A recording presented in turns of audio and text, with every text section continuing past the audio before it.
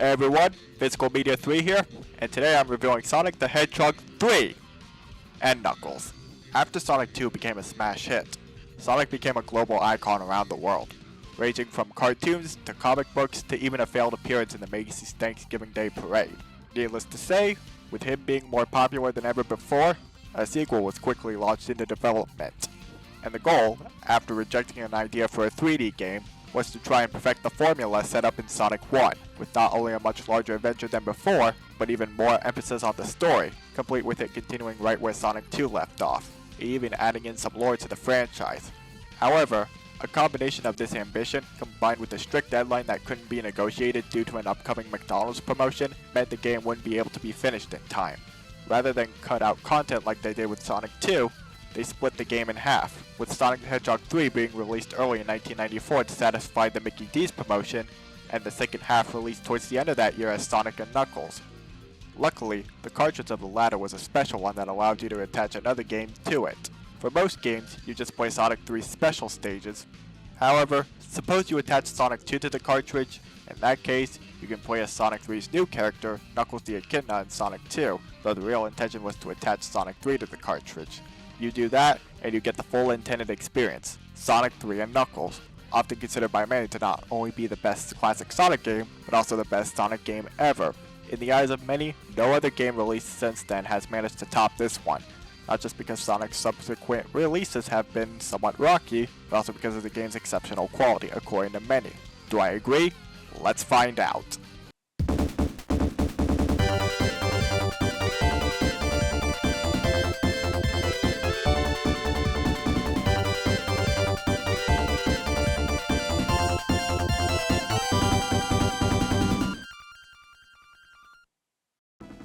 After the Death Egg was destroyed in Sonic 2, it crashed on a mysterious floating island called Angel Island. Upon landing there, Eggman used the source of the Chaos Emeralds, the Master Emerald. However, he also meets a red Echidna, Knuckles the Echidna, who is the island's guardian. Eggman manages to convince him that Sonic and Tails are trying to steal the Master Emerald, and the two of them team up to stop them. Meanwhile, Sonic and Tails fly onto Angel Island and get ambushed by Knuckles, who steals the Chaos Emeralds from them. Now, Sonic and Tails have to gather the Chaos Emeralds again while putting up with Knuckles. All the while, Eggman tries to rebuild his space station. The story here is definitely the best in the classic series as a result of the use of in-game cinematics, taking use of the expressive sprites, especially in the Origins version, to tell the story, the gradual escalation that seems to permeate throughout the story, and the use of transitions between levels, making them feel more connected. The only problem I have with them is that some of them feel nonsensical, such as the implication that Sonic and Tails flew all night from Carnival Night to Ice Cap to a random snowboard. And knowing the original level order, it does make a bit more sense why some of them were pretty ridiculous, which really goes to show that even with the attaching of cartridges essentially completing the game, it still probably wasn't the intended experience the development team had in mind. My guess as to why they changed the level order would probably come down to the music. This game is notable in the music department for a couple of reasons. One, it was the first game to feature any contributions from Jun Sano, and I'm not talking about the horribly out-of-place remixes he did for the Origins release. Two, it featured music from Michael Jackson, since he was actually a fan of Sonic, though he ended up going uncredited, as according to Jackson's music director Brad Buxer, he hated how it sounded. Also, during the game's production, Jackson would undergo allegations of child sexual abuse, so it is feasible that Sega probably wanted to distance itself from an increasingly controversial figure. This may be why a couple of cues he composed were replaced in Sonic and Knuckles to the point where they would play in the complete game as opposed to the first half's cues. Sadly, Michael's music is heavily implied to be the reason why the game rarely saw a re-release after he passed in 2009, to the point where his compositions had to be replaced in the Origins release with prototype music that got unnecessarily remixed, resulting in them not fitting in with the rest of the music. Apart from those replaced cues, the music itself, for the most part, is a joy to listen to, especially most of Jackson's level tracks, though I hate the Carnival Night music. One nice improvement over the previous games is that, rather than one track being spread across an entire zone, each act has its own different remix of a track, meaning it has far less of a risk of being repetitive. Complementing the nice music are some really nice visuals, which is a given since this is a Genesis Sonic game. The character sprites seem to be more detailed than ever before, especially with Sonic. The environments all look really nicely detailed, and while it feels like there's not as much variety in the level themes as before, they still look nice. However, the music and graphics are only secondary to the gameplay, so how is it? Starting off, this is the first game where you have multiple stories for the different characters. While Sonic and Tails share the same story, kind of a recurring trend in the later games, Knuckles gets his own distinct story. More on him later. Sonic is mostly the same as he's been before, though he has a new move called the Insta Shield, which can extend Sonic's hitbox a little bit and even deflect projectiles. He's also the only one to be able to take advantage of the powers of the new shields in this game. Rather than the typical blue shield from previously, we now have 3 different shields that not only protect our characters from single hits, but also have their own unique protections. The bubble shield allows the characters to breathe underwater, the flame shield protects them from fire-based attacks, and the electric shield protects them from electric-based attacks, in addition to drawing in rings. With Sonic, he can also do a bounce attack with a bubble shield, a flame dash with a flame shield, and a double jump with the electric shield. These shields are pretty fun to utilize. In addition, Tails has seen some improvements since last time, not just as a partner, but as his own character. In Sonic 2, Tails would just follow Sonic around and was basically a Sonic clone when played by himself. In Sonic 3, Tails can carry Sonic to reach higher paths, and on his own, he can fly as well as swim underwater. Knuckles is the most unique of the trio, as not only can he glide and attach himself to walls to climb them, but also has routes exclusive to him due to rocks that only he can break through, allowing him to explore parts of the island Sonic and Tails can't reach, and possibly some exclusive ring locations, the way you access special stages in this game, which is pretty interesting. It's basically a combination of the giant rings from Sonic 1 and CD, and the checkpoints from Sonic 2, without the need for a ring requirement. Once you jump in, the characters enter a 3D sphere where whoever you're playing as runs forward, collecting all the required blue spheres in the stage while making sure to avoid the red spheres, which will kick you out of the stage, requiring you to find another ring to try again, or use a coin in the Origins release. All the while you can collect rings, and if you collect all of them, you get a perfect bonus of 50,000 points, guaranteeing an extra life. The special stages are a major improvement over Sonic 2 since you can actually see what's up ahead of you, even in the original Genesis version.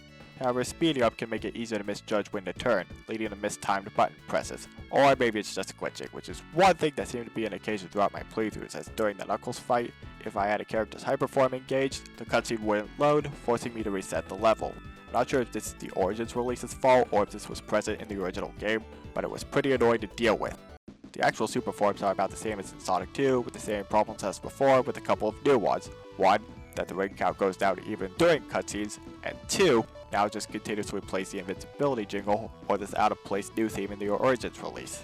One improvement over the previous games, however, is that if you don't get either transformation by the time you finish an individual save file, you can access all the previous levels and play them to your heart's content until you get your desired transformation for the character.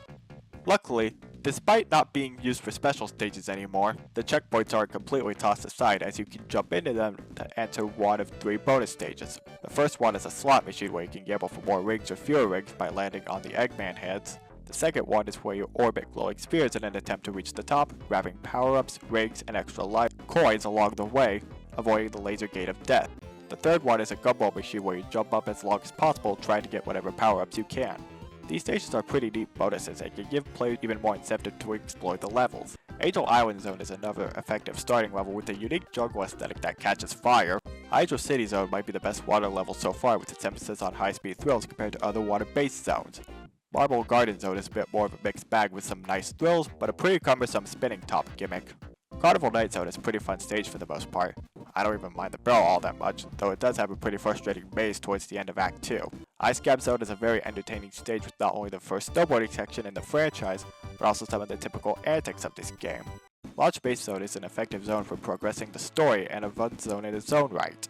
After dealing with the zone's boss fight, we get to the initial final boss of the first half, which is cut out of the complete Genesis experience, but restored in the Origins release. The boss fights in this game are about the same as the first 2 Genesis Sonic games, though they do add a nice mini-boss at the end of Act 1 of each zone. After Sonic and Tails manage to prevent the Death Egg from launching, leading to the opening of Sonic and Knuckles being restored as a cutscene in the Origins release, though I feel like it'd make more sense if this were when the Death Egg crashed onto the island in the first place after Sonic 2. Would have been a nice transition into the opening cutscene. They land in Mushroom Hill Zone, where Knuckles is seen closing a door and the duo go to inspect, or just ignore it, and it leads to a multi-flashing ring, where the duo is transported into a hidden palace. No, not the zone in Sonic 2, but a shrine containing the Master Emerald, where the Chaos Emeralds they've collected are suddenly transformed into these giant gray pedestals, referred to as Super Emeralds, which you can jump on in any order to play even more special stages. The second set of special stages is even harder than the first, with the orange balls being trampolines. and it being harder to collect rings. Also, don't make the mistake of accidentally jumping back onto the transporter, as it will take you back to the stage and you'll have to find another ring for another chance. Once you collect all the Super Emeralds, the giant rings will supply characters with 50 rings to transform, and they transform into the game-breaking Hyper forms. Not only do they now have the ability to breathe underwater, but they have new abilities as well. Hypersonic can do a flash dash that wipes out every enemy on screen. Super Tails has an army of flickies around him that can decimate everything, including bosses. And Hyper Knuckles can collide with the wall, causing an earthquake, wiping out every Batnik on screen. Needless to say, compared to their super forms, their hyper forms make it really fun to break the game. Though with constantly flashing imagery, especially around Sonic, I can kind of see why they weren't brought back. Mushroom Hill Zone is a pretty fun zone with some neat gimmicks, from bouncing on mushrooms for higher paths to needing the spin dash to get out of some vines.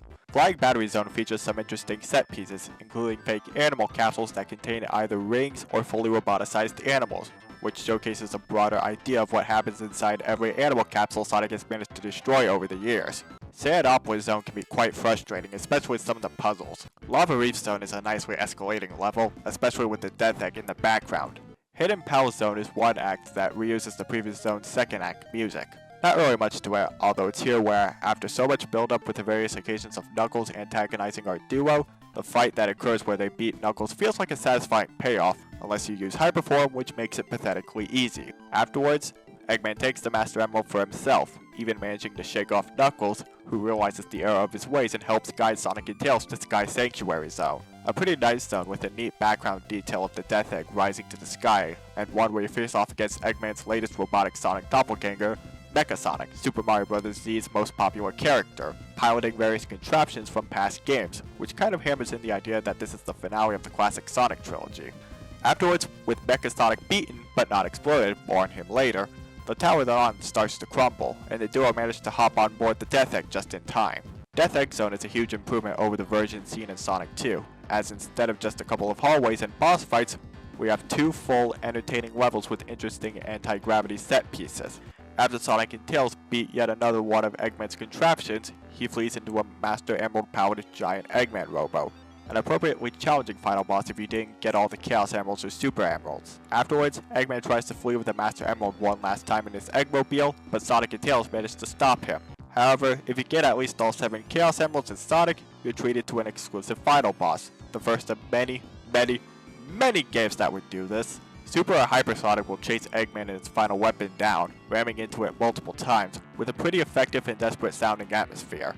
Afterwards, Sonic will snatch the Master Emerald and fly down to Mobius with it, before he and Tails manage to give it back to Angel Island, causing it to float back up into the sky. Afterwards, Sonic and Tails fly off while Knuckles looks on with happiness. May this never happen again.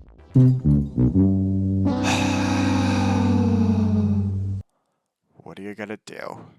After some time passes, Knuckles is lazing around in Mushroom Hill Zone when an egg robo ambushes him and he runs all the way across Angel Island until Sky Sanctuary, where the minion is anticlimactically destroyed by Mecha Sonic. Foreshadowing perhaps? And has a pretty grueling battle with Mecha Sonic, who even manages to get a brief super form. Afterwards, Knuckles returns the Master Emerald to Angel Island once again with the help of Sonic, who briefly returns out of nowhere. Overall, Sonic 3 is a fun game to play through, boasting a balanced roster of characters, nice graphics and music, improved storytelling and special stages, and new aspects that remain exclusive to this game to this very day. And to answer the question I asked earlier about whether Sonic 3 is the best classic Sonic game or the best Sonic game period, my answer is... does it matter? If there's one thing I've learned about in life, it's that you shouldn't try to compare stuff to each other, and that it's best to enjoy individual things for their own merits. Every single piece of media has its own unique aspect that will often appeal to some, but not to others. From Sonic 1's platforming, to Sonic 2's speed, to Sonic CD's exploration, to Sonic 3's storytelling, all these games have something unique to them that makes them enjoyable. Obviously, some aspects are done better in some games than others, and the later remasters add quality of life improvements to some of the biggest flaws, often adding in aspects from other games. Obviously group them in packages for convenience and to get the complete story, but apart from that, judge each game by their own merit. And I think that is a good note to end this marathon on. Well people, that'll be it for a while. I'm going on break for a bit to focus on college and my job, but once the semester lets up for Christmas, I'm gonna do a marathon on winter-themed movies, see if my current format I've settled on will be effective for reviewing movies. Until then, see y'all later.